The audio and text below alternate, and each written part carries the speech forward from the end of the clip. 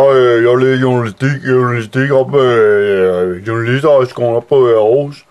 Det er jeg meget glad for. Meget god uddannelse. Med meget vanskelig uddannelse. Giver mig god til at rive og også skrive gode historier. Og også rive mange til børn. Jeg har 26 børn. Jeg ved ikke, hvor de kommer fra, rigtig. Det er også sagt til kronen, den stork, den skal steriliseres. Så jeg arbejder op mod sammen med andre journalister, og nogle gange snakker jeg med dem, og laver en interview med dem i avisen, eller radio og fjernsyn, laver en interview med andre journalister. For det er faktisk den der mest interessant snak med andre journalister, er det kollegerne, eller politikere.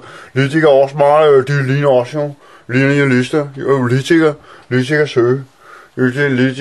Så de bor også i de fine huse ved siden af på samme vej, som vi gør, journalister og politikere. Sådan her. Så jeg faktisk tit andre journalister og politikere i en studie for lige at se, hvordan går det, og hvad jeg synes selv om verden og sådan nogle ting. Så, hvis der er sådan, der er nogen, der siger noget til mig, jeg ikke ved noget om, så tror jeg på det. Det gør jeg ikke, for det er jo ikke nogen ordentlig kilde. Det kan være journalist eller politiker, eller journalist eller politiker for at være ordentlig hele. Så jeg også cheferne forleden dag, men det er jo ikke nogen ordentlig kilde. Sådan en fyr. Man bare møder ned på gaden, der. Som om det er nogen ordentlig kilde.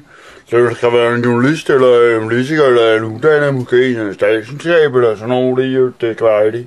Ja, så men jeg er nu blevet debatrelatør i politikken, eller så vil du bare skrive det ind, hvis du er du journalist eller politiker.